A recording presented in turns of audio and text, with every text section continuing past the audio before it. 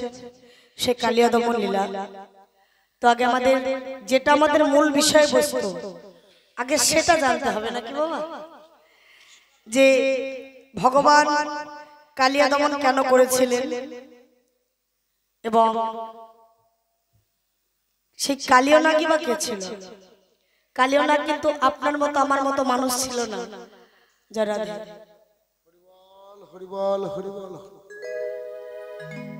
এবং ওই কালিয়া নাগ কোন সাধারণ সর্প ছিল না।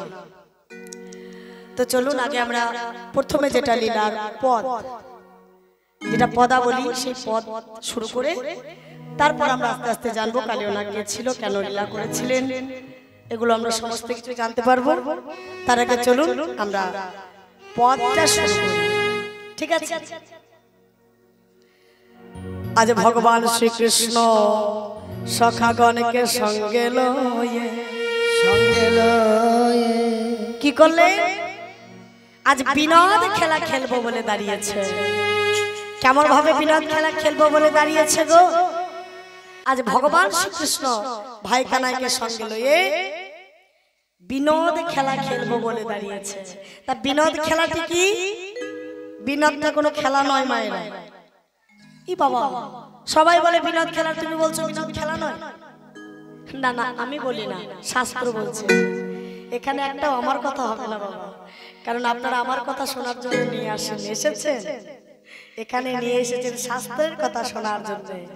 তাই শাস্ত্রে বলছে বিনোদটা হলো, বিনোদ শব্দের অর্থ হলো নতুন, নতুন খেলা, অর্থাৎ ভগবান নিতুই নিতুই কিন্তু বিনোদ খেলা খেলতেন, অর্থাৎ নতুন খেলা খেলতেন। তা আজকের নতুন খেলাটা কি কই রে? আজকে কি খেলা রে? চোর চোর খেলা। আচ্ছা, চোর চোর আবার খেলা হয়? আচ্ছা, আপনারা কেউ চোর হবেন? কি গো, চোর হবেন? কাউকে যদি বলা হয় চোর হবে, হবে? হবে? কেউ কিন্তু চোর হবে না। আবার জিজ্ঞাসা করে কে সাধু হবি বল, সাধু হবার লোক না, কিন্তু চোর হবার লোক কেউ নেই। তাহলে সহজে এক কথায় চোর কেউ হতে চাইবে না।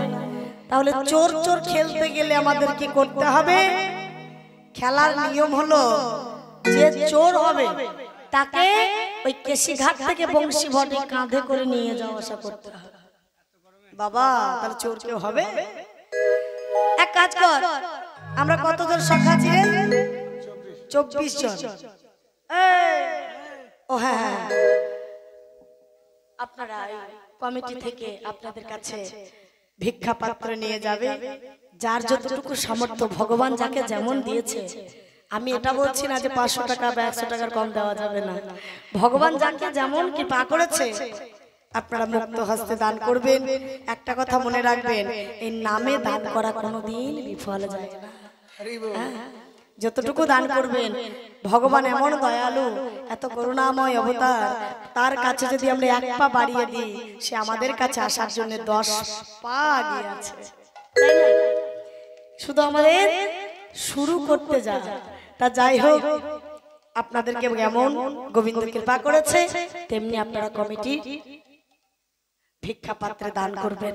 নিতাই গৌর হরি বল, হরি হরি বল। এক কাজ কর, 25টা পাতা নিয়ে,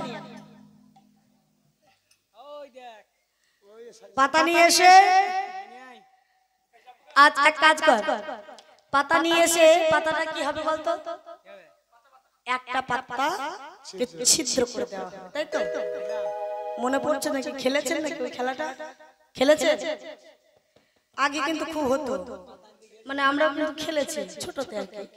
ওই একটা পাতাকে ছিঁড়ে দিয়ে, মানে ফুটো করে দিয়ে, ছিদ্র করে দিয়ে, সে ভালো পাতার সঙ্গে তাকে কিন্তু মিশিয়ে দেওয়া হতো।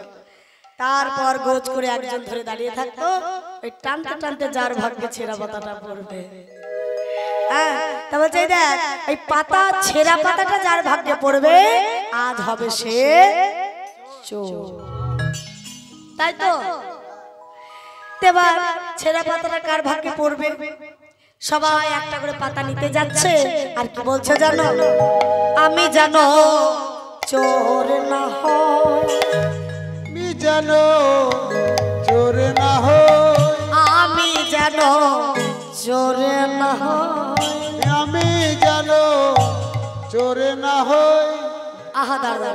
কি বলছে আমি যেন চোর না হয় কারণ ভাই কানাইয়ের দোহাই লাগে আমি যেন চোর না হয় ভাই কানাইয়ের দোহাই লাগে আমি যেন কি গো এমন একজনের দোহাই দিচ্ছে কার দোহাই কানাইয়ের দোহাই তাহলে ছেঁড়া পাতাটা তো মানে যদি পরে সে তো সরে যাবে যাবে না কানাইয়ের দোহাই দিচ্ছে তার ভাগ্যে ছেঁড়া পাতা পড়বে ওই ভাই কানাইয়ের দোহাই দিয়ে সবাই একটা করে পাতা নিচ্ছে সবার পাতা ভালো যার পাতা ভালো সে খুশি হলে আমার পাতা ভালো দেখবেন পাতাটা টানার সময় ভয় লাগি বাবা ছেঁড়াটাই বাসছে ছেঁড়াটাই বাসছে যখন দেখে ভালো পাতা ওরে আমার পাতা ভালো হ্যাঁ আমার পাতা ভালো হ্যাঁ সবাই বলছে আমার পাতা ভালো আমার পাতা ভালো তাহলে ছেঁড়া পাতা কার কানাই এত বড় চালাক কি করেছে জানো ওই যে জায়গাটা ছেঁড়া সেই জায়গাটিতে দুটি আঙুল দিয়ে ধরেছে মানে ছেঁড়াটা বন্ধ করে দিয়েছে বন্ধ করে দিয়ে বলছে এই দেখ আমার পাতা ভালো এই দেখ আমার পাতা ভালো মানে ছেঁড়াটাকে হাতে করে ধরেছে ধরে বলছে এই দেখ আমার পাতা ভালো এই তোদের পাতাগুলো দেখি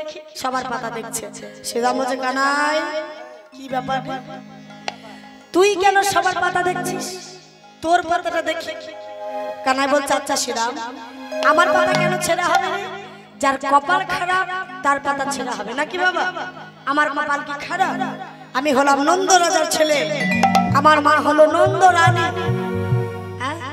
আমার কপাল কি খারাপ যে আমার পাতা ছেঁড়া হবে সেটা বলছে না কানাই তোর পাতাটাকে দেখতে করে জোর করে যখন কানাই পাতাটা নিয়েছে ওরে কানাই চোর ওরে কানাই চোর কি মজা কি মজা চোর চোর চোর চোর কানাই বলছে চুপ কর এই আমায় চোর বলবি না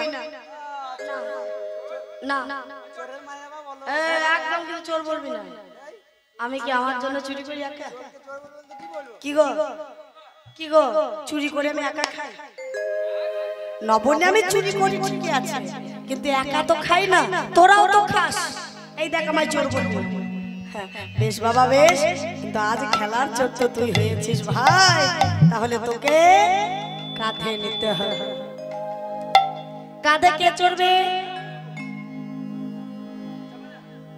সবাই হাত তুলছে কাঁধে চড়বে এই কানাই আমি চড়বো এই কানাই আমি চড়বো ও বাবা চোর হওয়ার সময় কেউ হাত তুলেছিলে না এখন কাঁধে চাপার বেলায় সবাই বলছে আমি চড়বো না যাকে কাঁধে নেব আর একজনের রাগ হবে হবে না ওকে নিল আমাকে নিল না শোন এই খেলার নাম কে বলেছিস বল এই খেলার নাম কে বলেছিস শ্রীরাম এই খেলার নাম আমরা জানতাম না আগে শ্রীরাম বলেছে তাহলে আজ আগে শ্রীরাম কাঁধে চড়বে এবার শ্রীরামকে কাঁধে লয়ে ভগবান শ্রীকৃষ্ণ কি করলেন গো শ্রীরামকে কাঁধে লয়ে কিন্তু যাচ্ছে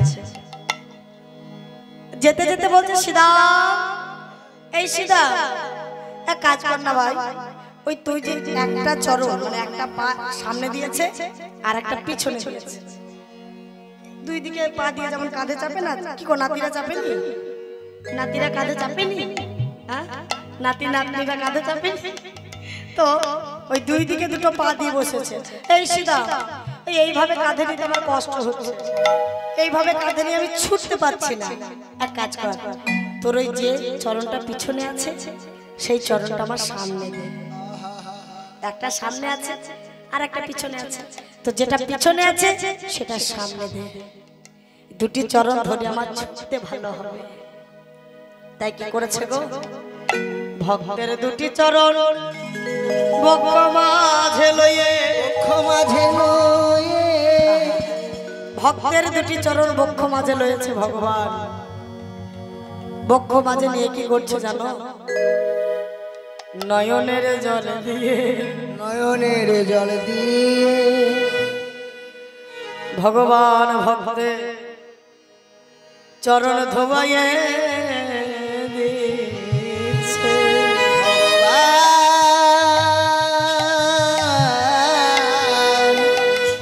ভক্তের চরণ ধোয়ায়ে দিচ্ছে। দুটি চরণকে বক্ষ মাঝে নিয়ে নয়নের জল দিয়ে চরণ দিয়ে দিচ্ছে। কি গো মা, শুধু ভক্তই ভগবানের চরণে জল দেয় না, ভক্তের মতো যদি ভক্ত হয় ভগবানও ভক্তের চরণের আশা করে, ভগবানও চায় ভক্তের চরণ। কিন্তু ভক্ত সে কি এমন ভক্ত আছে যে ভগবানকে চরণ দেবে? সে তো আশা করে ভক্তের চরণ ধুলা মাগবার জন্যই তো এবে গৌর হয়েছে, ভক্তরা ধুলি মাগবার জন্যই তো গৌর হয়েছে। ভক্তকে ভালোবেসে কি সুখ পাওয়া যায়? ভক্তের সঙ্গে খেলবো বলে, ভক্তের সঙ্গে ধুলা মাগবো বলে, ভক্তের মতো ভক্ত হলে ভগবানের সাধ্য নিয়ে তার ডাকে সে সাড়া না দিয়ে থাকতে পারে। আছে বাবা, শাস্ত্রে বলেছে যেই যথা মাগত বর্তন্তে স্তনস্তথৈব ভজম্মহ মম বর্তন বর্তন্তে মনুষ্য বর্তন সর্বস্ব। আমাকে যে যেমন ভাবে ডাকে আমি তার মনোবাসনা তেমনি ভাবে পূর্ণ করে থাকি। কিন্তু আমরা তাকে ডাকতে পারলাম না বাবা, এই মানব জন্মটা বৃথায় চলে গেল। বড় কষ্ট হয়ে গেল, মানব জন্ম পেয়েও কিছু করতে পারলাম না। ভগবান প্রমাণ দিয়ে গেছে যে ডাকার মতো ডাকলে আমি কাঙালের দ্বারে গিয়ে দাঁড়াই, ধনী হওয়ার দরকার নেই। মহাভারতে দুর্যোধন সে তো ছিল রাজা, একদিন কৃষ্ণকে ভালো মন্দ খাওয়াবো বলে নিমন্ত্রণ করেছে যে কৃষ্ণকে ভালো মন্দ খাওয়াবো।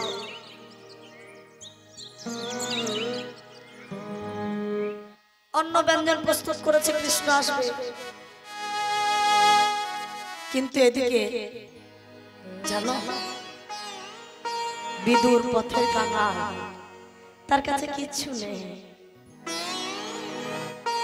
এদিকে দুর্যোধন বসে আছে ভগবানের জন্য অন্ন ব্যঞ্জন সুসজ্জিত করে, আর এইদিকে বিদুর কাঙাল পথের ভিখারি, তার কাছে কিছু নেই। আমরা তো গোটা গোটা চালে অন্ন সেবা করি বাবা, করি না? তার কাছে সেটাও ছিল না। খুব অন্ন জনমায়েরা রন্ধন করেছে, রন্ধন করে নয়নের জলে বুক ভাসিয়ে ডাকছে, দয়াময় তুমি কি আসবে না আমার ঘরে? ওগো কাঙালের বন্ধু, তুমি কি আসবে না আমার ঘরে? আর কতদিন আমি তোমার আশাপথে নয়ন দিয়ে বসে থাকবো বলো দয়াময়? আর কত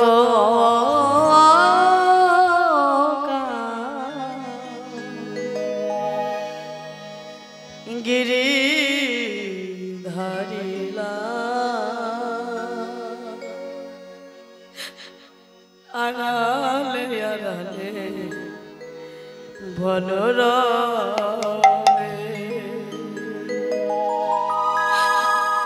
আর কত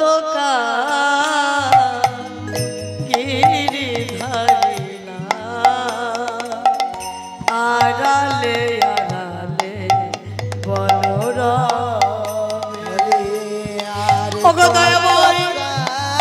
আর কতদিন আমি তোমার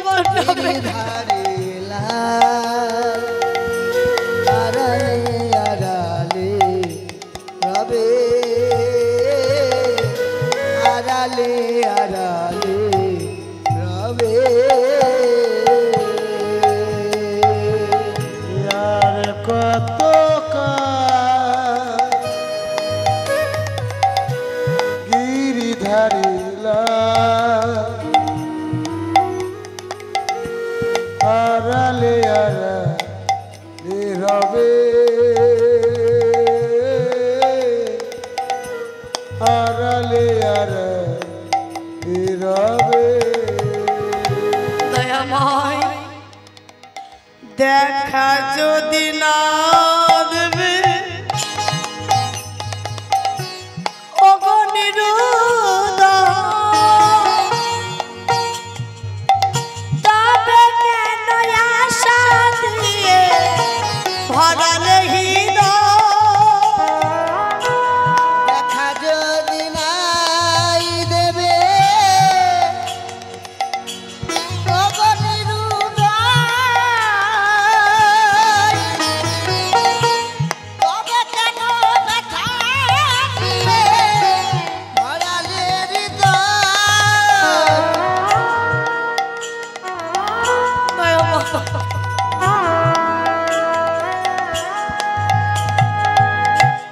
দেখা যদি না দেবে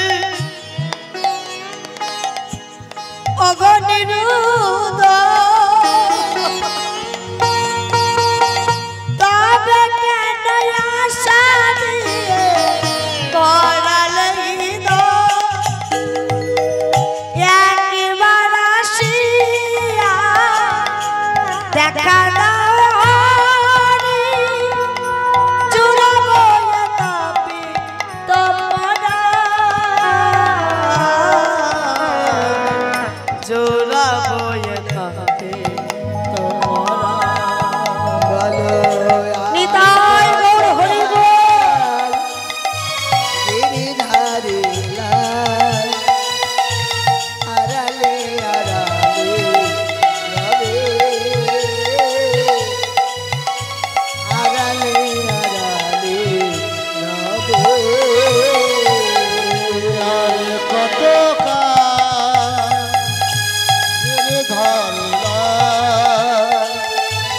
আড়ালে নীরবে আড়ালে নীরবে দেখা দাও দয়াময়, দেখা দাও, তুমি একবার দেখা দাও। জানো মায়েরা, বললাম না ভগবানকে ডাকার জন্য কিচ্ছু লাগে না। সে এমন একজন, এমন একটা ঠাকুর, তাকে কিচ্ছু দেওয়ার দরকার নেই। শুধু যদি অন্তরে থাকে প্রেম আর ভক্তি, যদি তার জন্য থাকে ভালোবাসা। দুর্যোধনের বাড়ি সেদিন যাননি জানো? দুর্যোধন নিমন্ত্রণ করেছে কিন্তু তার বাড়ি যেতে পারলেন না। ভক্তের টানে, ভক্তের ভালোবাসার টানে ভগবানে বিদুরের গ্রামে এসে দাঁড়ালেন। বিদুরের দাঁড়িয়ে বলছে, বিদুর, বিদুর আমি এসেছি। বিদুর তুমি এসেছো ভগবান, তুমি এসেছো, তুমি এসেছো দয়াময় দিনের বন্ধু কাঙালের ঠাকুর, তুমি এসেছো। আমি এসেছি, আমি এসেছি বিদুর। আমি কেন এসেছি জানো? মন্ত্র তন্ত্র দিয়ে আমায় সবাই ডাকে গো, কিন্তু জানো বিদুর, তোমার মতো এমন করে নয়ন জলে ভেসে আমায় কেউ ডাকে না। ওহে বিদুর হে,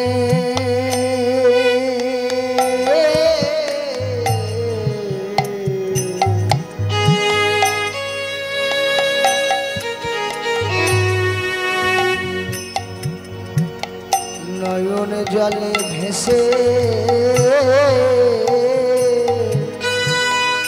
ভেসে কেউ ডাকে না। বিদুর আমায় মন্ত্রে তন্ত্রে মন্ত্র পাঠ করে আমায় সবাই ডাকে, কিন্তু এমন করে নয়ন জলে বুক ভাসিয়ে আমায় কেউ ডাকে না গো। মন্ত্রে তন্ত্রে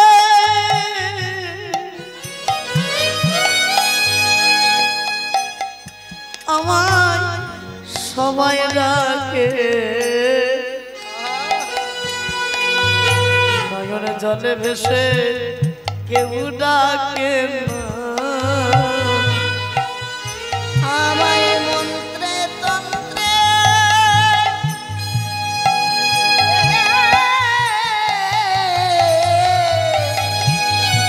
সবাই ডাকে এমন নয়নে জলে ভেসে কেউ ডাকে না মন্ত্রে তন্ত্রে সবাই ডাকে জলে ভেসে কেউ ডাকে আমায় মন্ত্রে তন্ত্রে সবাই ডাকে জলে ভেসে কেউ ডাকে আমায় মন্ত্রে তন্ত্রে সবাই ডাকে জলে ভেসে কেউ ডাকে মন্ত্রে তন্ত্রে সবাই ডাকে জলে ভেসে কেউ ডাকে মন্ত্রে তন্ত্রে সবাই ডাকে জলে ভেসে কেউ ডাকে না মন্ত্রে তন্ত্রে সবাই ডাকে তোমার মতো করে আমার কেউ ডাকে না।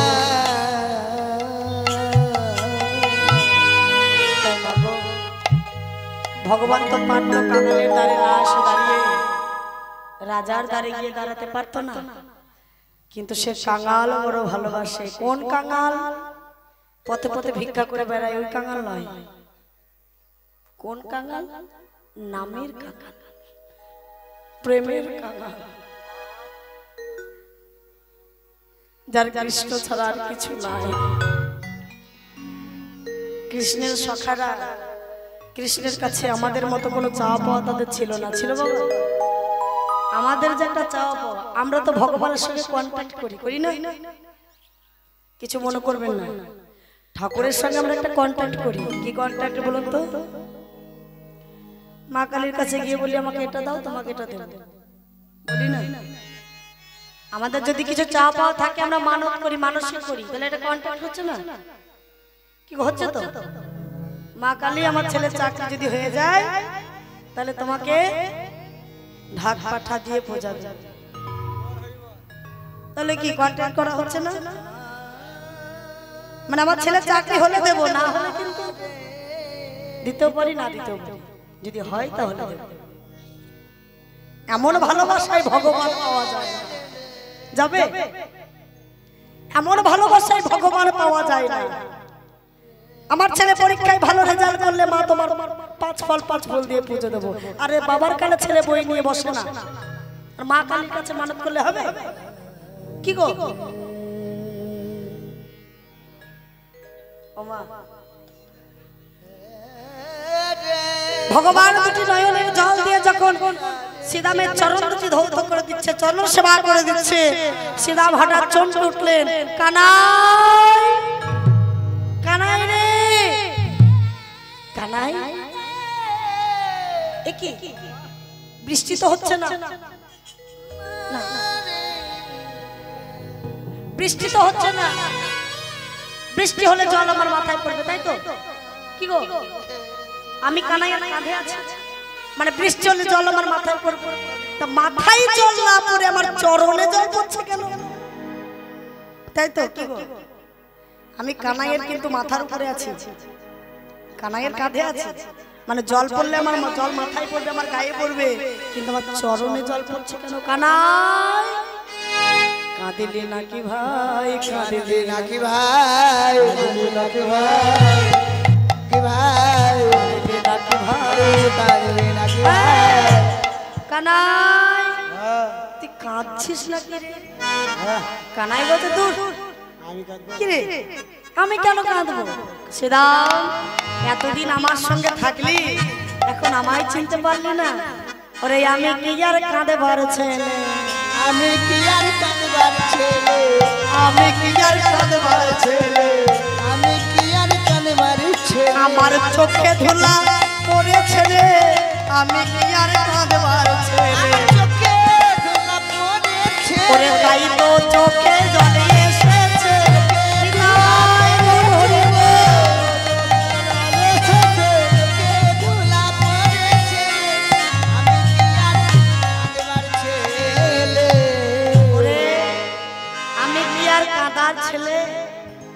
হয়তো এই জোরে ছুটছি তো, এই ছুটতে গিয়ে পথের ধুলা উড়ে আমার চোখে পড়েছে, আর তাই বুঝি আমার চোখে জল এসেছে।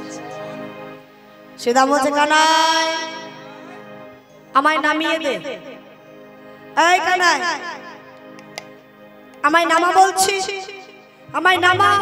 বলছে কেন? শোন কানাই, তুই মিথ্যা বলতে পারিস, তুই আমাকে ভুল বোঝাতে পারিস, তুই ভুল বোঝাবি বলে আমাকে যে ভুল বুঝতে হবে সেটা তো কথার কথা নয়। কি গো মায়েরা, আমি ভুল বোঝালে আপনারা বুঝবেন? আমি ভুল বোঝালেই যে বুঝতে হবে এটা তো কোনো কথা নয়। কানাই তুই ভুল বোঝাতে পারিস, কিন্তু আমাকে ভুল বুঝতে হবে এটা কোনো কথা নয়। তুই নামিয়ে দে কানাই। তাই কানাইয়ের কণ্ঠ থেকে নেমে সখাদের কাছে গিয়ে বলছে, এই সখা তোরা সবাই শোন, তোরা কেউ কানাইয়ের কাঁধে চাপিস না, কারণ আমাদের ভাই কানাই বড় কষ্ট পাচ্ছে। ঠিক আছে, তুই যখন বলছিস তাহলে কাঁধে চড়বো না। আচ্ছা কাঁধে তো চড়বো না, তো কাঁধে চড়বো না, কিন্তু বড় জল পিপাসা পেয়েছে যে ভাই, বড় জল পিপাসা পেয়েছে, একটু জল খাওয়ানোর ব্যবস্থা কর না ভাই। কানাই বলতে, শোন তোরা কাজ কর, তোরা চুপটি করে বস, হ্যাঁ আমি তোদের জন্য জল নিয়ে আসছি। সেটা মজাই কানাই, থাম থাম থাম, তুই থাম, কারণ আজ কিন্তু সঙ্গে দাদা আসেনি বাবা। ওই যেদিন কালিয়া দমন করেছিল ভগবান, সেদিন বলরাম সঙ্গে ছিল না। বলরাম সঙ্গে থাকলে কালিয়া দমন হতো না। তাই বলরামের ছিল সেই দিন জন্মদিন, তাই তো?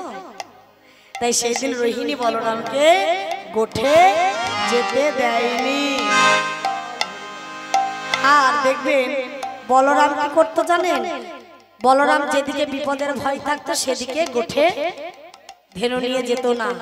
আর আজ বলরাম নেই, দেখবেন ছোটদের শাসন করার মতো কেউ না থাকলে ছোটদের ভালোই হয়, হয় না? কি গো হয়তো এখানে নতুন বৌমা কে কে আছেন? বছর খানিকে, 1 বছর 2 বছর আছে নাকি? 2-3 বছর আছে, 4 বছর, সব পূরণ হয়ে গেছে, সব 10 বছর। সে যাই হোক, নতুন বিয়ে হলে বাড়িতে শাশুড়ি না থাকলে একটু বল বেশি হয়। কি গো হয় না? হয় না?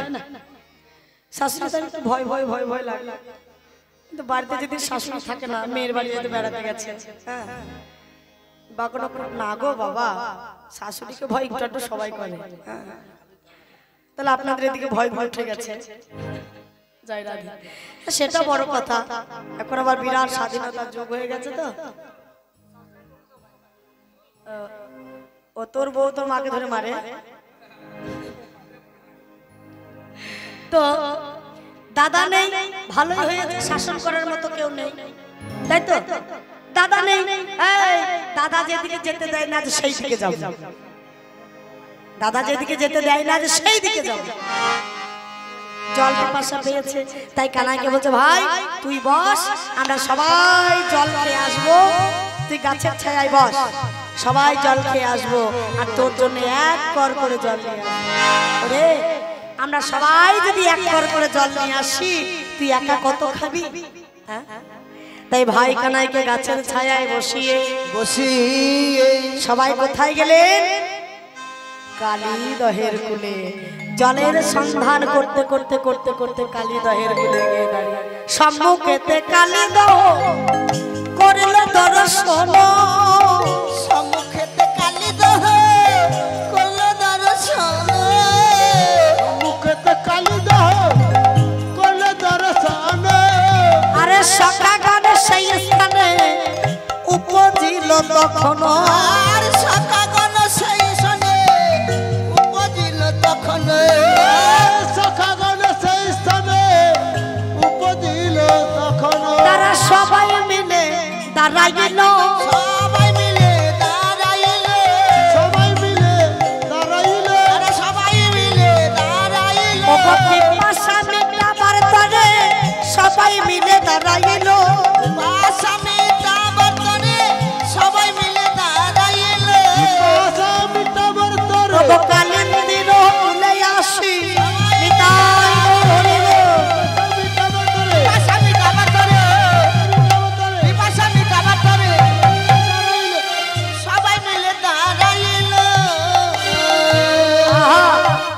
দহের কুলে তারা উপজিল তখন কালীদহের কুলে তারা উপজিল তখন কালীদহের কুলে এসে দাঁড়িয়েছে। আচ্ছা কালীদহটা কোন জায়গায় জানো?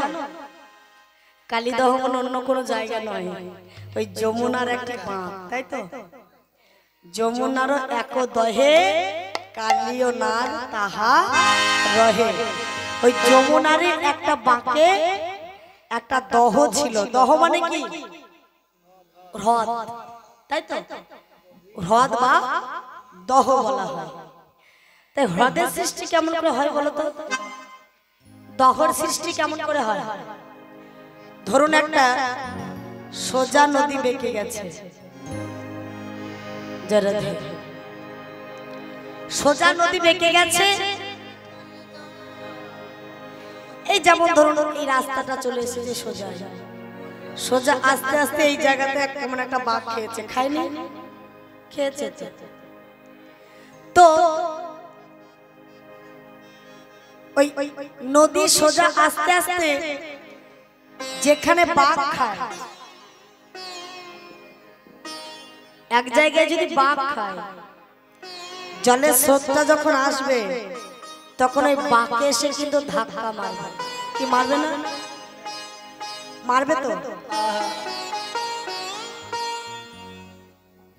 ওই ধাক্কা খেতে খেতে খেতে খেতে সেই জায়গায় হ্রদের সৃষ্টি হয়ে যায়, দহের সৃষ্টি হয়ে যায়।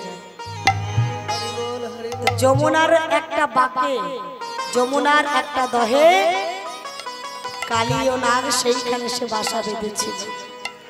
আর ওই দহে কেন বাসা বেঁধেছিল সেটাও আপনারা জানতে পারবেন, যে এত জায়গা থাকতে ওই জায়গাটাই কেন এসেছিল, তাই তো? জায়গার তো অভাব ছিল না, কিন্তু ওই জায়গাতে কেন এসেছিল? কালীয় নাগ কে ছিল জানো? কালীয় নাগ পূর্ব জন্ম ছিল চন্দ্রধ্বজ রাজা, বিদর্ভ দেশের রাজা চন্দ্রধ্বজ। তা সেই রাজা চন্দ্রধ্বজে এমন একটা ব্যাধি হয়েছিল, বকশুল ব্যাধি, বোধহয় আর বাঁচবে না।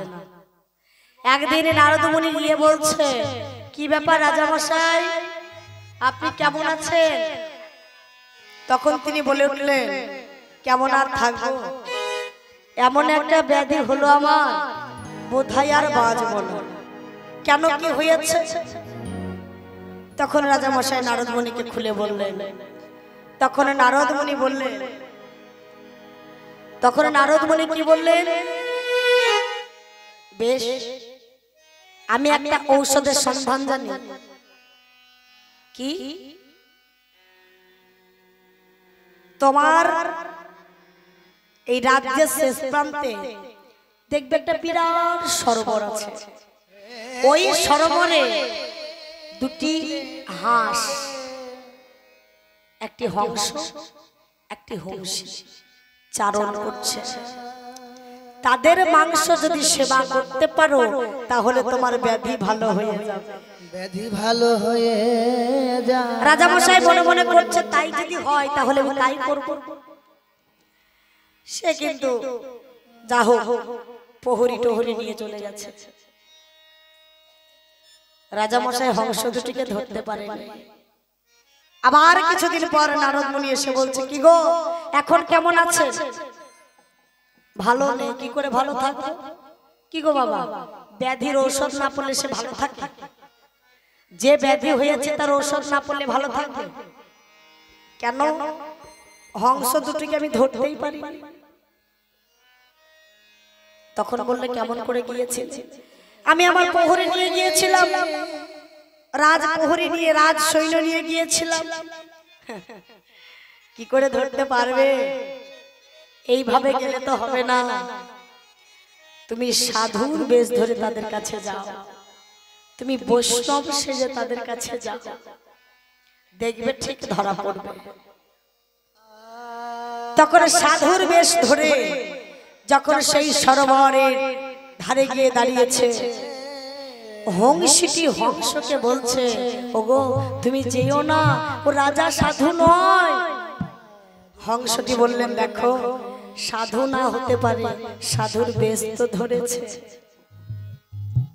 তাই জানো মায়েরা, সাধু বৈষ্ণব দর্শন করলে সে সাধু হোক বা না হোক তাতে আমার যায় আসে না, কিন্তু সাধু দর্শন করলে তাদেরকে সব সময় আমাদের মস্তক নত করে প্রণাম জানানো উচিত। হরি বল, হরি বল। তাই না বাবা? সে সাধু হোক বা না হোক দেখে দরকার নেই, আমরা তো দেখছি সে সাধু।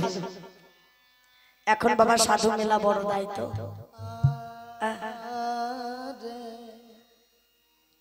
এখনকার সাধুরা, সাধু কাকে বলে তাই বোধহয় সবাই জানে না। কেন বলুন তো?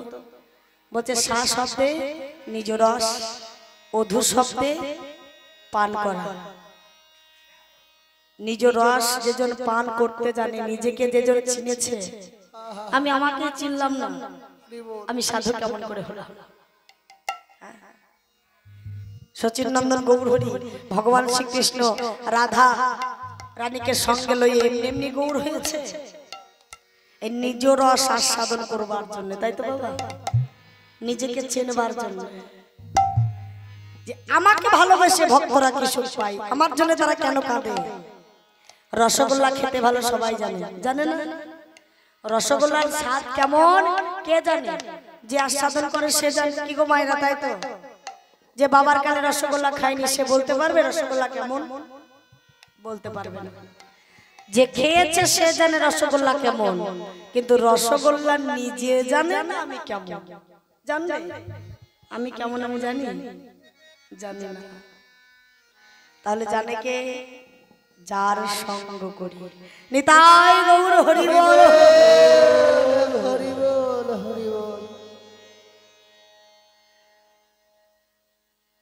হংস দুটি রাজামশাইয়ের কাছে সে ধরা দিলেন। রাজামশাই তাদেরকে পেয়ে তো খুশি। তখন হংসটি বললেন, রাজামশাই একটা কথা বলবো। বলো। আপনি তো রাজা, আপনি যে আমাদের মাংস খাবেন, আপনার পাপ হবে না? আপনার পাপ হবে না? আরে পাপ নিজে বাঁচি আগে, পরে পাপের কথা ভাবা যাবে। শুনুন রাজামশাই, আপনার যে ব্যাধি হয়েছে সেই ব্যাধির আমি এমন একটা ঔষধ জানি, যে ঔষধ খেলে আপনার পাপও হবে না, আমাদেরকে মরতেও হবে না, আপনার ব্যাধি ভালো হয়েও যাবে। বলছে কি ঔষধ? এই সরোবরের পার ধরে চলে যান, দেখবেন বনের মাঝে একটা বিরাট বটবৃক্ষ আছে। সেই বটবৃক্ষের কোটরে একজন যোগী পুরুষ ধ্যান করছে। তার চরণ ধোয়া জল যদি আপনি খেতে পারেন তাহলে আপনি ব্যাধি মুক্ত হয়ে যাবেন। নিতাই গৌর হরি বল। কি করলেন? সেই হংসের কথা মতো রাজামশাই ঠিক সেই স্থানে পৌঁছে গিয়ে দেখছে একজন যোগী পুরুষ বসে আছে। তাকে প্রণাম জানিয়ে বললেন, আপনারা একটি চরণ বাড়িয়ে দিন। যখনই একটা চরণ বাড়িয়ে দিয়েছে তখনই দেখছে সেই চরণ হইতে পুজ রক্ত গলে গলে পড়ছে। এটা আমি কি করে খাবো? কি গো, এই পুজ রক্ত গলে গলে পড়ছে, সেই চরণ ধোয়া জল কি খাওয়া যায়? বলে রাজামশাই বলে বললেন, সাধু বাবা আপনার ওই আর একটা চরণ বাড়িয়ে দিন না। ভাবলো এই চরণটা পুজ রক্ত পড়ছে, আর একটা চরণ যদি ভালো হয়। আর একটা চরণ যদি বাড়িয়ে দিল বাবা, তো সেই চরণে পুজ রক্ত তো পড়ছে, তার সঙ্গে পোকা পড়ে গেছে। পোকাগুলো খসে খসে পড়ছে। একটু বিপদে পড়লাম রে বাবা, এটা আমি কেমন করে খাবো? কি করলেন? এখন যদি সাধু বাবাকে বলি এটা নয় আবার ওটা দাও, এই চরণটা নয় ওই চরণটা আবার দাও, তাহলে হয়তো রেগে গিয়ে অভিসম্পদ করবো। দরকার নেই বাবা, আমি এই চরণটাই ধৌত করে নিয়ে চলে যাই।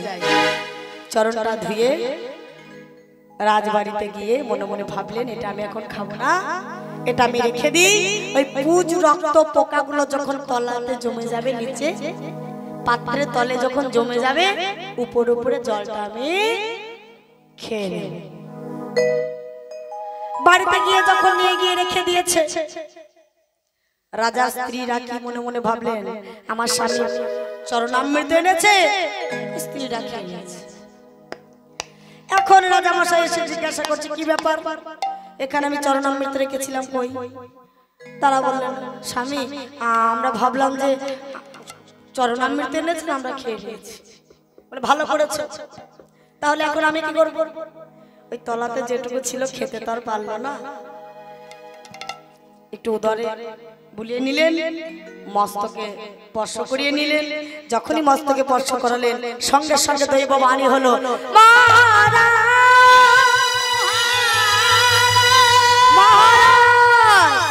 ওরে মন, তুই চোখে মনে ঋষি চরম ধোয়া জল নিয়ে অপমান করিনি, অসম্মান করিনি, যে কীট দেখে তুই ঘৃণা করলি, আমি অভিসম্পদ করলাম, তুই কীট রূপে জন্মগ্রহণ কর। কীট মানে শুধু পোকা নয় ও মায়েরা, কীট মানে শুধু পোকা নয়, এই সর্পকুলকেও কীটকুল বলা হয়, তাই তো?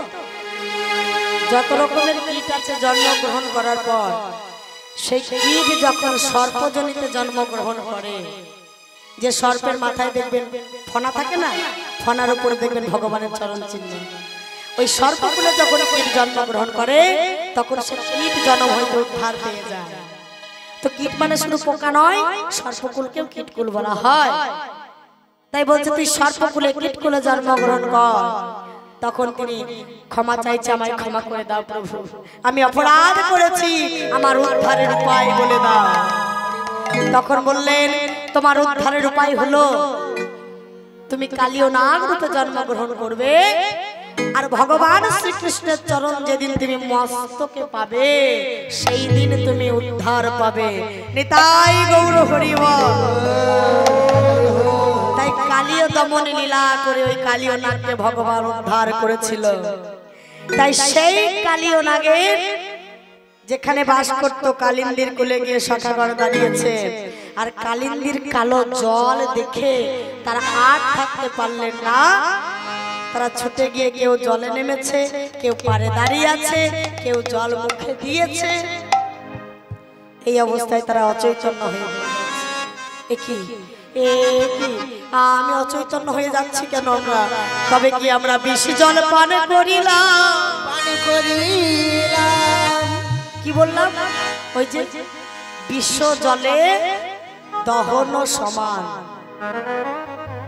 বিশ্বে আর জলে সমান সমান। তাহার উপরে ভাই যদি কোনো পক্ষী যদি উড়ে যায়, ওই কালিদাহের উপর দিয়ে যদি কোনো পাখি উড়ে যায়, বাবা বিষের এত টান, ওই বিষের টানে প্রাণ ত্যাগ করে কালিদাহের জলে এসে পড়ে যায়। বিষের ঘোরে তারা যেন অচৈতন্য হয়ে পড়লেন। তারা যখন বুঝতে পারলেন আমরা বিষ জল পান করেছি, তারা কি করছে গো? কেউ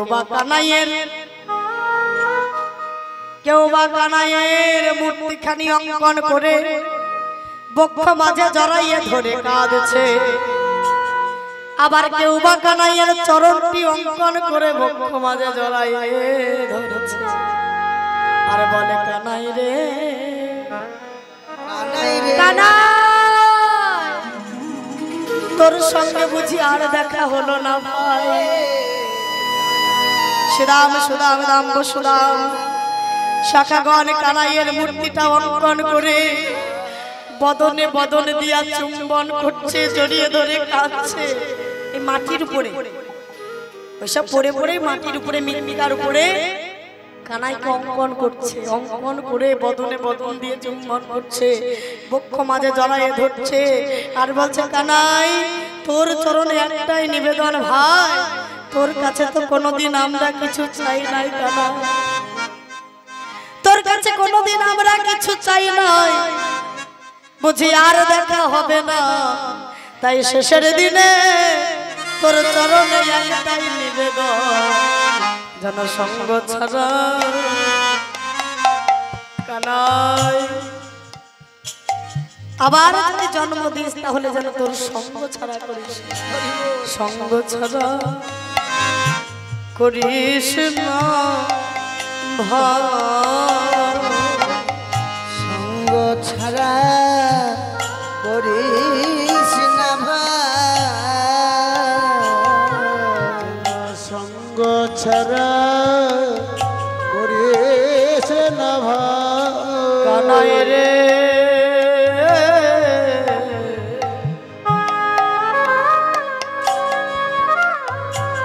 যেন সঙ্গ ছাড়া করিস না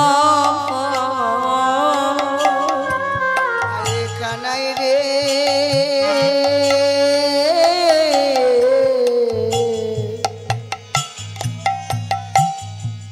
সঙ্গ ছাড়া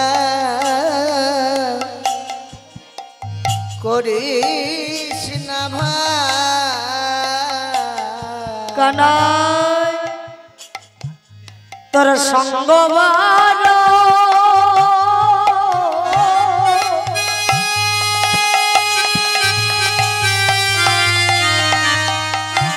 তোর সঙ্গ ভালোবাসি সঙ্গ ছাড়া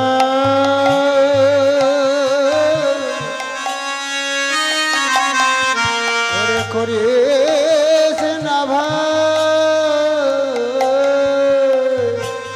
তোর সঙ্গ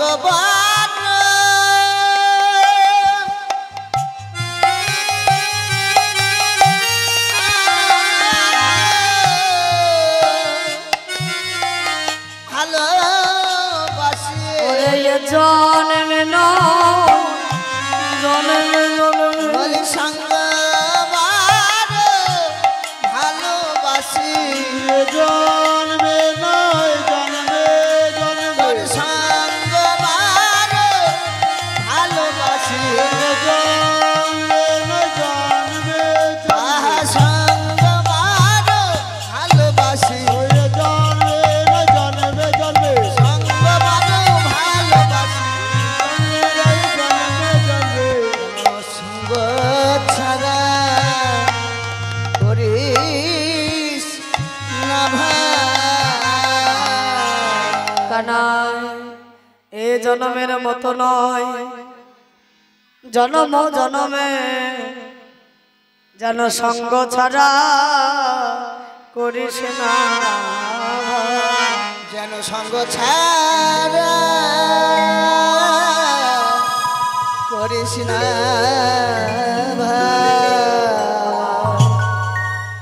সমন মানে কি মৃত্যু তাই তো সমন মানে হলো মৃত্যু মৃত্যু কারোর জন্য অপেক্ষা করে বাবা কি গো মায়েরা আমার মেয়ের বিয়ে দিয়েছে কাটো আয় গো আসতে দেরি আছে এখনো পৌঁছায়নি তুমি আর একটু অপেক্ষা করো করবে আমার বৌমা শিলিগুড়িতে চাকরি করে এখনো আসতে পারেনি একটু দাঁড়াও দাঁড়াবে দাঁড়াবে না মৃত্যু কারোর জন্য অপেক্ষা করে না তবুও যেন মৃত্যুর কাছে করজোর করে বলছে ওরে একটু দাদা ভাই কানাইকে জল দিয়ে আসি ওরে সামন একটু দাঁড়াও ভাই কানাইকে জল দিয়ে আছে ওরে সামনে একটু দাঁড়া ভাই কানাইকে জল দিয়ে আসে ওরে সমন একটু দাদা ভাই কানাইকে জল দিয়ে আসি ওরে সামন একটু দাঁড়াও ভাই কানাইকে জল দিয়ে আসে ওরে শীতাম সুদাম জল আনছে বলে পথ পানে চেয়ে আছে শ্রীদাম সুদাম জল আনছে বলে কত পানে চেয়ে আছে সোদাম সোদাম চলে আনছে বলে পথ পানে খেয়ে আছে দাদা রে দাদা রে বলি দাঁড়া রে দাঁড়া রে নারা কানাইকে জল দিয়ে আসে দাদা রে দাদা রে। ভাই কানাইকে জল দিয়ে আসি সে যে পথ পান চেয়ে আছে ভাই কানাইকে ভাই কানাইকে জল দিয়ে আসি দাঁড়া রে দাঁড়া রে ওমা তারা কানাই কানাই বলিতে বলিতে বলিতে বলিতে অচৈতন্য হয়ে পড়লে পড়লে আর সেই কানাই তাদের জন্যই অপেক্ষা করতে করতে আর না থাকতে পেরে সন্ধান করতে করতে কালিন্দির কুলে এসে দাঁড়াইলো। সন্ধান করিতে করিতে সে কালিন্দির খুলে এসে দাঁড়াইল। কালিন্দির কুলে এসে দাঁড়ালো সন্ধান করতে করতে। এসে দূর থেকে দেখছে তারা সব শুয়ে আছে। ই বাবা, শুয়ে আছে কেন? বুঝেছে বুঝেছে, জল পিপাসা মিটে গেছে তো, জল পিপাসা মিটে গেছে তো, তাই আমার কথা ভুলে গেছো। হ্যাঁ, এখন শান্তি পেয়েছো, আরামে ঘুমাচ্ছ। শোনো, যারা আমার কথা ভুলে যায় তাদের সঙ্গে আমার কোনো সম্পর্ক থাকে না। কি ব্যাপার, এত করে বলছি, কেউ তো একবার মাথা তুলেও দেখে না। কি গো, মাথার গোড়ায় কেউ যদি চিৎকার করে, যদি কেউ ঘুমিয়ে থাকে, অনেকগুলো একসঙ্গে ঘুমিয়ে থাকলে কেউ তো মাথা তুলে দেখে, কি দেখবে না? কি ব্যাপার, কেউ দেখে না কেন? ধীরে ধীরে কানাই সখাদের কাছে গিয়ে দাঁড়িয়েছে, দেখছে কারো মুখ দিয়ে ফেনা বের হচ্ছে, কারো মুখ দিয়ে লাল বের হচ্ছে, লাল বিষ জল খেয়েছে। কানাইয়ের বুঝতে বাকি থাকলো না যে ওরা বিষ জল পান করেছে। কি করলেন? যোগ মায়াকে স্মরণ করে, যোগ মায়াকে আশ্রয় করে কানাই কি করলেন গো? সব সখাগণের বাঁচাই, ও গো একে একে বাঁচাইলো সকল রাখাল গণে।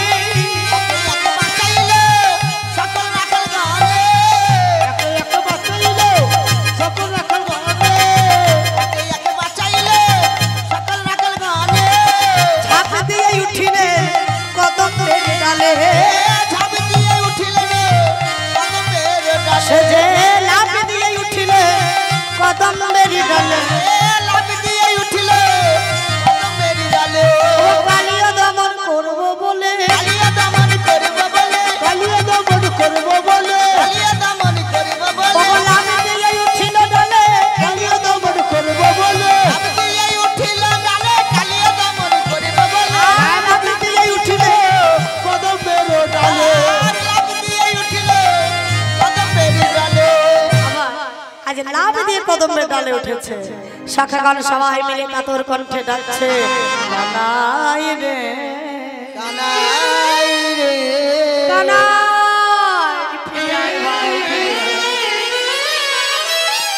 আমাদের যদি কিছু হয়ে যায় তুই আছিস আমাদের বাঁচানোর জন্য, কিন্তু তোর যদি কিছু হয়ে যায় আমরা তোকে বাঁচাতে পারবো না ভাই। ফিরে আয় কানাই, ফিরে আয়। গোবিন্দ কোনো কথা শুনলেন না।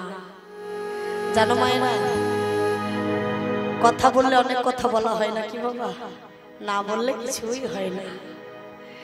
ওই কালিন্দির জলে এত বিষ, কালিন্দির কুলে একটা তৃণ মানে ঘাস, একটা ঘাসও হবার জো ছিল না, ছিল বিষের টানে মরে যেত, কেউ হতে পারতো না। তাই কদম্ব বৃক্ষটা কিন্তু বেঁচে ছিল, সে কিন্তু মরেনি। কেন জানেন? বিষের টানে একটা ঘাস হতে পারতো না, কদম্ব বৃক্ষটা তো মরে গেলে পারতো, তাই না? বিষের এতটা, কিন্তু কদম্ব বৃক্ষটা বেঁচে ছিল কারণ সে সুধা পান করেছিল, অমৃত, অমৃত পান করেছিল। আর অমৃত পান করলে তার তো মরণ হয় না, হয়? বলবেন গাছে আবার অমৃত পেল কি করে, তাই না? গাছ আবার অমৃত পেল কোত্থেকে? তবে বলি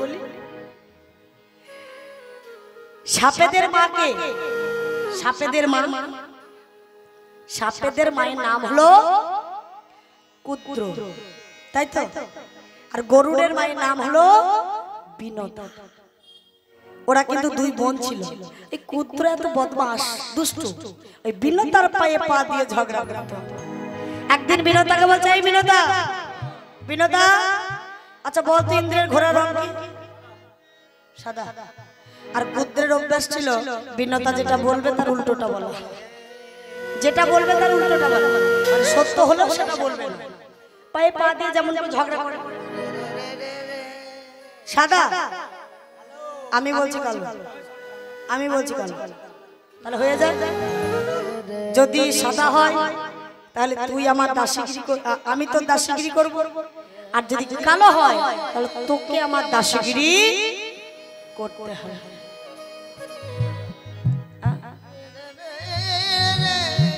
তাই তো? বেশ, বিনতার মনে একটা সাহস আছে নাকি বাবা? একটা সাহস আছে যে ইন্দ্রের ঘোড়া সাদা। কুদ্র কি করেছে? এই রাত্রের মধ্যে সংবাদ, গুপ্তচরের মাধ্যমে সংবাদ নিয়ে এলো যে ইন্দ্রের ঘোড়া রং সাদা। তাহলে এবার কি হবে? আমাকে দাসীগিরি করতে হবে বিনতা? হতেই পারে, আমি তো দাসীগিরি করব না। এর উপায় কি? কুদ্রের যে কালো কালো ছেলে, কালো কালো সাপ কত রকমের হয় বাবা, কালো কালো সাপ হয় না? এই কালো কালো ছেলেদের ডাক দিলেন, তারা মায়ের ডাকে ছুটে এসেছে। এখন বলছে, শোন বাবা, আমি তর্কে হেরে গেছি, তাই তোদের একটা কাজ করতে হবে। কি? ওই যে ইন্দ্রের ঘোড়াটা চড়ছে, ওই ইন্দ্রের ঘোড়াটাকে গিয়ে তোরা, ওই আমার কালো কালো ছেলেরা, তোরা জড়িয়ে জড়িয়ে জড়িয়ে জড়িয়ে সাদা ঘোড়াকে কালো করে, বুঝলি? ওই সাদা ঘোড়া যেন কালো হয়ে যায়। বেশ, তাই হবে, মা বলেছে নাকি বাবা? এই কালো কালো সাপগুলো গিয়ে কিন্তু সাদা ঘোড়াটাকে জড়িয়ে জড়িয়ে পেঁচিয়ে পেঁচিয়ে পেঁচিয়ে পেঁচিয়ে কালো কালো। এখন সকালবেলায় বিনতাকে বলছে, বিনতা, এই দিদি দেখ দেখ দেখ, ওই দেখ ইন্দ্রের ঘোড়া কালো, দেখেছিস? কালো কি করে হলো? আমি তো জানি সাদা। এই কালো কি করে হলো জানতে হবে না, কালো বটে কিনা দেখ। কি গো, কি করে হলো জানতে হবে না, কালো বটে কিনা দেখ। বলছে তা বটে। কি গো মায়ের, এখন সাদা কালো কি করে হয়? সাদা কালো, সাদা কালো কি করে হয় বাবা? ঠাকুমাদের মাথায় যদি একটু সাদা হয়ে যাচ্ছে চুলগুলো, কি তঞ্চিট। ওই দেখেন আমার একটা দিদা আছে না, বসে। তো ওই দিন 10 আগে যখন কীর্তন থেকে, মানে কীর্তনে বেরোবো, প্রায় 10 দিন হয়ে গেল বাড়ি থেকে বেরোনো, তো যখন বেরোবো তার আগের দিন দেখছি চুল কালো করছে। ও দিদা কি লাগাচ্ছ চুলে? বলছে চুলগুলো একটু সাদা সাদা সাদা সাদা হয়ে গেছে। তো সাদা জিনিস কালো করার অনেক উপায় আছে, তা কালো কি করে হলো জানতে হবে না, কালো বটে কিনা? বলে হ্যাঁ হ্যাঁ। তাহলে কি করতে হবে? তোকে আমার দাসীগিরি করতে হবে। আজ থেকে তুই আমার দাসী, দাসী, দাসী। হরি বল, হরি বল। বিনতা বলছে, আচ্ছা তাহলে আমি মুক্তি পাবো কি করে? বিনতার কোনো সন্তান ছিল না, মায়েরা কোনো সন্তান ছিল না। পুত্র ভালো করে জানে বিনতার সন্তান হবে না, তাই দিদি কেমন দেখে, বোন কেমন দেখে, বলছে শোন, তোর গর্ভের সন্তান যেদিন স্বর্গ থেকে সুধা নিয়ে এসে আমার সন্তানদের দেবে, সেই দিন তো মুক্তি পাবি। বিনতা বলছে, যে দিয়েছে তোর মানে শর্ত তো বিরাট শর্ত, আমার তো কোনো সন্তানই নেই। দিনের বেলায় দাসী করত আর রাত্রে বেলায় প্রভু নারায়ণের আরাধনা করত বিনতা। প্রভু নারায়ণ,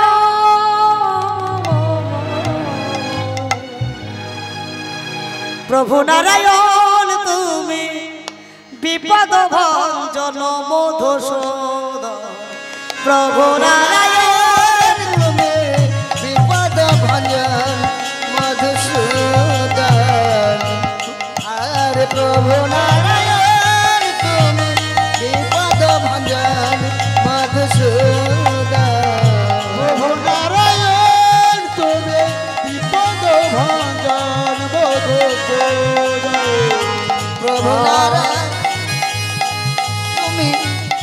বিপদ ভঞ্জন মধুসূদন ভক্ত ডাকিলে রইতে পারো না, ভক্ত কাঁদিলে রইতে পারো না, ভক্ত ডাকিলে রইতে পারো না, আর ভক্ত ডাকিলে রহিতে পারো না। ইহাই তো বেদেতে শুনি ও গো অন্তরলা প্রভু নারায়ণ বিপদ মধুসূদন প্রভু নারায়ণ তুমি বিপদ ভঞ্জন মধুসূদন। প্রভু নারায়ণ একবার দেখা দাও, একবার দেখা দাও, একবার দেখা দাও,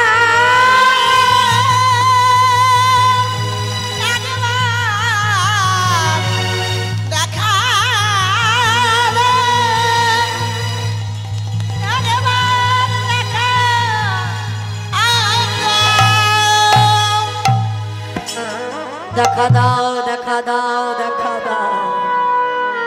ভক্তের ডাকে ভগবান সন্তুষ্ট হয়ে বললেন বলো কি চাও। তখন তিনি বললেন প্রভু গো, আমায় হরি ভক্ত সন্তান, কারণ বিনতা ভালো করে জানে সন্তান যদি হয় হরি ভক্ত তবে পিতা মাতার কোনো চিন্তা থাকে না। নারায়ণ বললেন তথাস্তু। বিনতা দুটি অন্ন প্রসব করেছিলেন। দিনের বেলায় কুদ্রের সেবা করত, আর রাত্রে বেলায় সেই ডিমে কিন্তু তা দিতে দিতে দিতে দিতে অনেক দিন হয়ে গেল, আর প্রাণে ধৈর্য ধরে না। ক্রোধান্বিত হয়ে একটা ডিমকে আছাড় মেরে ফেলে দিলেন, আঘাত করে ফেলে দিলেন। আর যখনই একটা ডিমকে আঘাত করে ভেঙে দিলেন, সেই ডিম থেকে চিৎকার করে বাহির হলেন মা।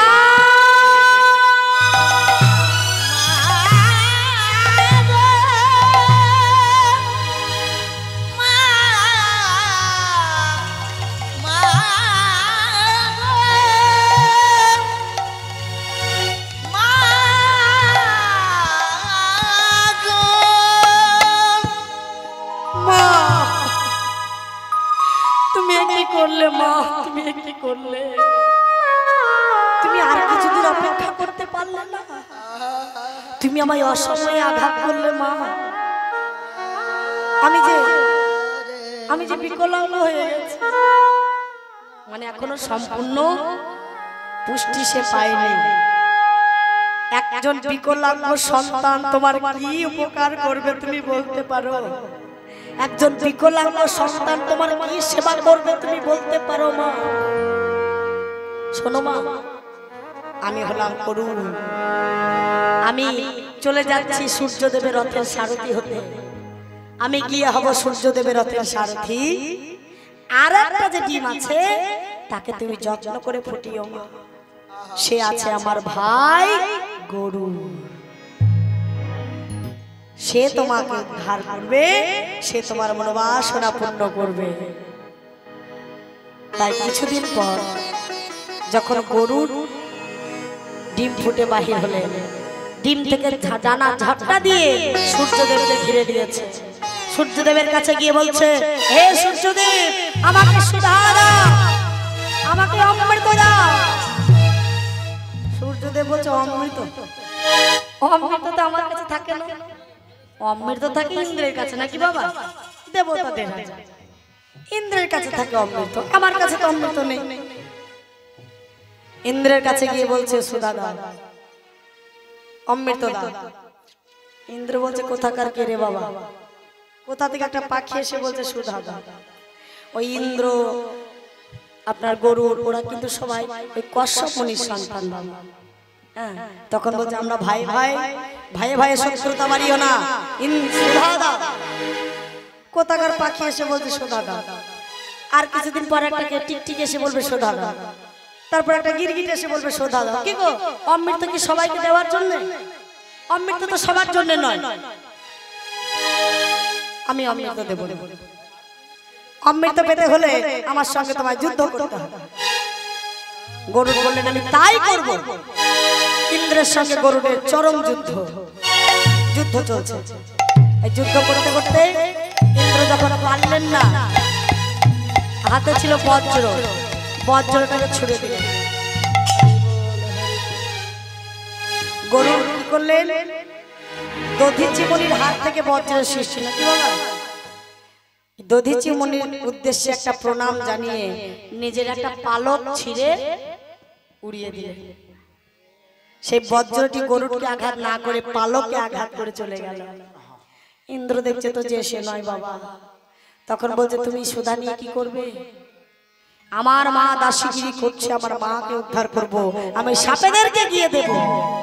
দেখো গরুড়, তুমি যদি তোমার জন্য নিতে আমি হয়তো দিয়ে দিতাম, কিন্তু তুমি যাদের জন্য নিতে এসেছো তারা যদি সুধা পায় তাহলে পৃথিবী ধ্বংস হয়ে যাবে না। একটা সাপ ফনাওয়ালা খরিস হতে হবে না। যদি একটা এমনি সাপ যদি এসে ছুটে ঢুকে পড়ে তাহলে সব ভয়ে কোন দিকে কে ছুটে চলে যাবে না। সাপকে সবাই ভয় করে। তা বলছে সাপ যদি সুধা পায়, সাপকে তা তো মেরে ধরে যায় হোক, অনেকজনা মেরে ধরে উদ্ধার পায়। সুধা পেলে তারা আর মরবে? তাদেরকে তো দেওয়া যাবে না, কিন্তু সুধা জামাই দিতে হবে। বলছে শোনো, সুধা তোমায় আমি দেব, কিন্তু আমার ছেলে জয়ন্ত অদৃশ্য হতে পারে। তুমি সুধা নিয়ে যাও, দূর থেকে তাদেরকে দেখাবে যে ওই দেখো সুধা। তারা যখন দেখবে তোমার মাকে মুক্তি করে নেওয়ার পরে আমার ছেলে জয়ন্ত অদৃশ্য অবস্থায় সুধা ভাণ্ডটি নিয়ে পালিয়ে আসে। তোমার মা মুক্ত হয়ে গেল, ওরা সুধা পেল না। বলছে ওরা বিশ্বাস করবে কি করে যেটা অমৃত? একটা তো বিশ্বাসের ব্যাপার আছে। ওই ভাঁড়ে তো দই থাকতেও পারে নাকি বাবা? দই থাকতেও তো পারে। সুধা বিশ্বাস করবে কি করে? বলছে শোনো, যেখানে দেখবে মরা কুশ ঘাস আছে, মরা মৃত কুশ ঘাস আছে, সেই কুশ ঘাসের উপরে রাখবে। ওই কুশ ঘাস সুধার স্পর্শ পেলে বেঁচে উঠবে। আর যখনই বেঁচে উঠবে তখন তারা বিশ্বাস করবে যেটা অমৃত। আর বিশ্বাস যখন করবে তখন তোমার মাকে মুক্ত করে দেবে। ঠিক আছে, ওই যেমন যেমন বলেছে বাবা, ওই ঠিক তেমনি তেমনি কথা মতো সুধা নিয়ে আস্তে আস্তে আস্তে আস্তে গরুড়ের জল তেষ্টা পেয়েছে। জল খাবে কোথায়? ওই কদম্বের ডালে সুধা ভাণ্ডটি নামিয়ে রেখে জল পান করেছিল। আর যখনই কদম্বের ওই ডালে সুধাটি রেখে জল পান করেছিল, তাহলে কদম্ব বৃক্ষটি কি করলেন? ওই ভাণ্ড থেকে একটু সুধা এই কদম্বের বৃক্ষে পড়েছিল। তাহলে কদম্বের বৃক্ষটা অমর হয়ে গেল, সুধা পেল মানে অমর হয়ে গেল। তখন কিন্তু কালীয় নাগ ছিল না। ওই যখন গরুর সুধা নিয়ে আসে তখন কালীয় নাগ ছিল না, ওই দহে তখন কালীয় নাগ ছিল না। কিন্তু ওই দহে কি ছিল? শোল মাছ। জলপান করতে গিয়ে দেখছে শোল মাছ খেলা করছে। ও বাবা, এই জলের সঙ্গে আমার যোগটা হয়ে গেল, জলযোগটা আমার ভালো করে হয়ে গেল। যখন এই শোল মাছগুলোকে ধরে খেতে শুরু করেছে, সঙ্গে সঙ্গে সেখানে একটা মুনির আশ্রম ছিল। আশ্রম থেকে মুনিবর বেরিয়ে এসে অভিসম্পদ করছে।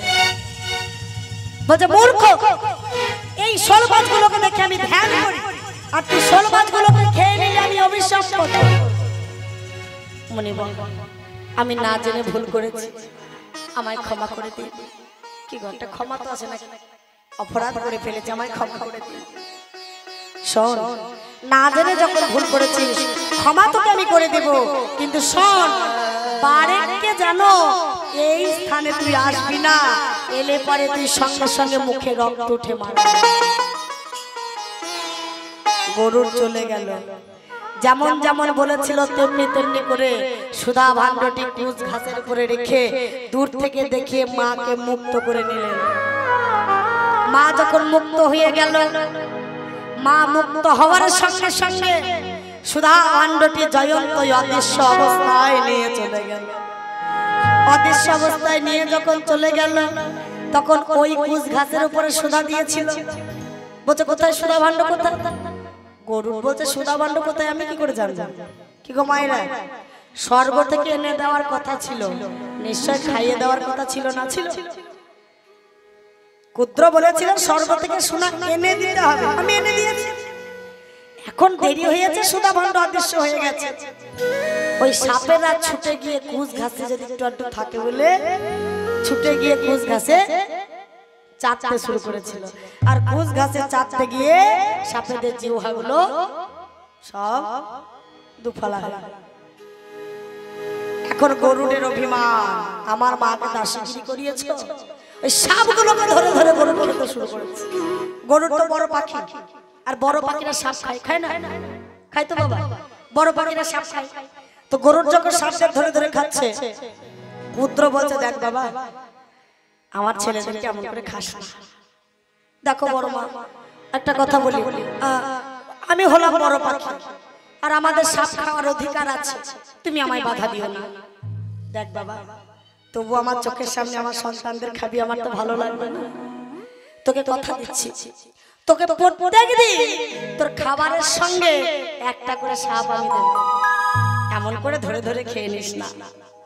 এই প্রত্যেক দিন গরুকে খাবারের সঙ্গে একটা করে সাপ দিত, আর সাপ দিতে দিতে একদিন কালিও নাগের পালা পড়ে গেছে।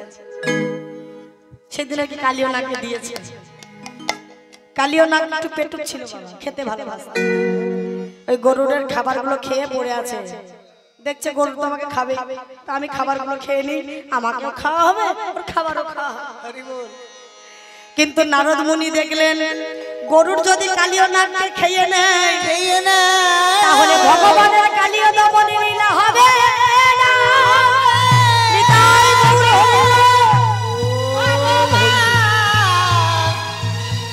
কালিও দমনে লীলা হবে না। গো নারদ মুনি দেখছে গরুর যদি কালিও নাগকে খেয়ে নেয় তাহলে ভগবানের কালিও দমন লীলা হবে না। আমাকে তো কিছু একটা করতে হবে। কালিও নাগের কাছে গিয়ে বলছে, কালিও তোমার বাঁচতে ইচ্ছে করে না? ইচ্ছে তো করে গো, কিন্তু কি করব, আমি যেখানেই যাব গরুর আমাকে সেইখানে থেকে ধরে ধরে। নারদ মুনি বলছে, আমি এমন একটা জায়গার সন্ধান জানি যেখানে গরুর কোনো দিনও যাবে না, সেখানে গরুর কোনো দিনও যাবে না। সেই মুনি অভিসম্পদ করেছিল যে বারেককে যদি কোনোদিন আসো তুমি মুখে রক্ত উঠে মারা যাবে। তাই কালিও নাগ সেই দিন থেকে গরুরের ভয়ে এসে ওই কালীদহের ওই যমুনার ওই দহে এসে বাসা বাঁধলেন, যেখানে গরুর কোনোদিন আসতে পারত না। তাই সেই কালিওকে দমন করব বলে ভগবান কদম্বের বৃক্ষে লাভ দিয়ে উঠিলেন। লাভ দিয়ে উঠিল কদম্বের ডালে,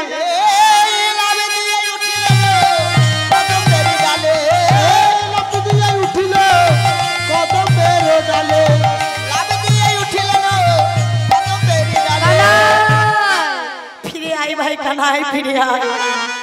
কানাই কোনো কথা শুনলেন না, কালিও দহের জলে ঝাঁপ দিলেন। কালিও নাগ বলে কানাই চলে ঝাঁপ দিল, কালিও নাগ বলে কানাই চলে ঝাঁপ দিল, কালিও নাগ বলে কানাই চলে ঝাঁপ দিল। আর কালী দহের কালো জল উথলে উঠিল, আর কালী দহের কালো জল উথলে উঠিল, কালী দহের কালো জল উথলে উঠিল। কালিও নাগ বলে যখন জলে ঝাঁপ দিয়েছে কালী দহের কালো জল উথলে উঠেছে। ও মা, কালিও নাগ মনে মনে ভাবছে, কে রে বাবা, আমার এই কালী দহের কুলে কেউ থাকতে পারে না, আমার জলে আবার কে ঝাঁপ দিল? দেখি তো। দেখতে একটা ছোট ছেলে খেলা করছে, ওর সাহস তো কম নয়, আমার জলে এসে খেলা করছে। এখানে আমার ভয়ে কেউ ধারে কাছে আসে না। দাঁড়া করে গোবিন্দকে ধরবো বলে কালিও নাগ গোবিন্দের পিছন পিছন পিছন ছুটছে। কি গো, যোগী যারে যোগে পাই না, যোগে জানে ব্রহ্মা যারে ব্রহ্মে পাই না, আরে যোগী ব্রহ্মা মুনি ঋষি যাকে পায় না, যাকে ধরতে পারে না, তাকে কি কালিও নাগ ধরতে পারে বাবা? কিন্তু গোবিন্দ দেখছে কালিও নাগকে ধরা না দিলেও তো হবে না, ধরা তোমাকে দিতে হবে। তাই কালিও নাগকে যখন এসে দাঁড়ালো কালিও নাগের কাছে, কালিও নাগ গোবিন্দকে আষ্টে পৃষ্ঠে বেঁধেছে, জড়িয়েছে। আর যত জড়াচ্ছে গোবিন্দ আমার এতটাই ছোট হচ্ছে, এতটাই মানে পাতলা হচ্ছে, সরু হচ্ছে, কালিও নাগের জড়াতে ভালো হচ্ছে। আষ্টে পৃষ্ঠে যখন বেঁধে ফেলেছে তখন গোবিন্দ দিগম্বর রূপ ধারণ করছে। কি গো, দিগম্বর রূপ যদি ধারণ করে তাহলে বাঁধনটা কি হবে? ছিঁড়ে যাবে না? তো যত গোবিন্দ নিজের রূপকে দিগম্বর করে বিরাট করছে,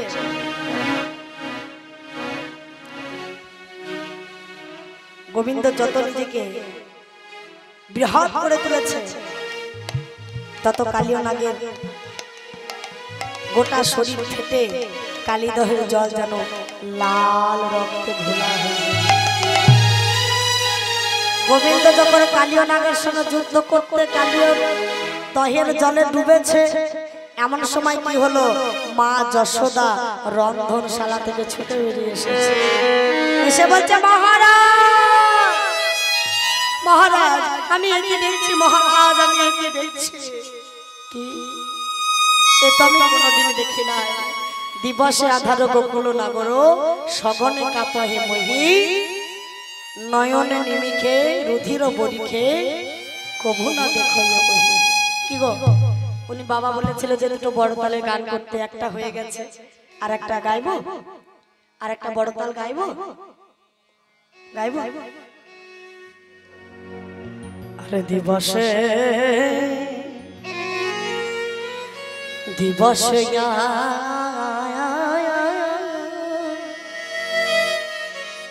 আধার, দিবসে আধার গোকুল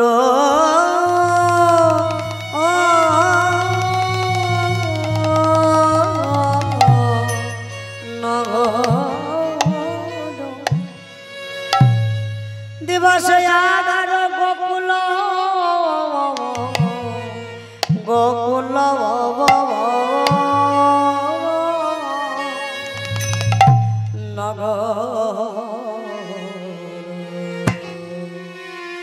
রে এ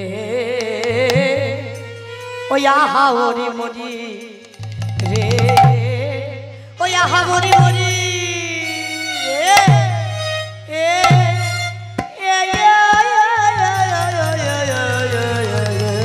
দিবসে আধার ওয়া আধার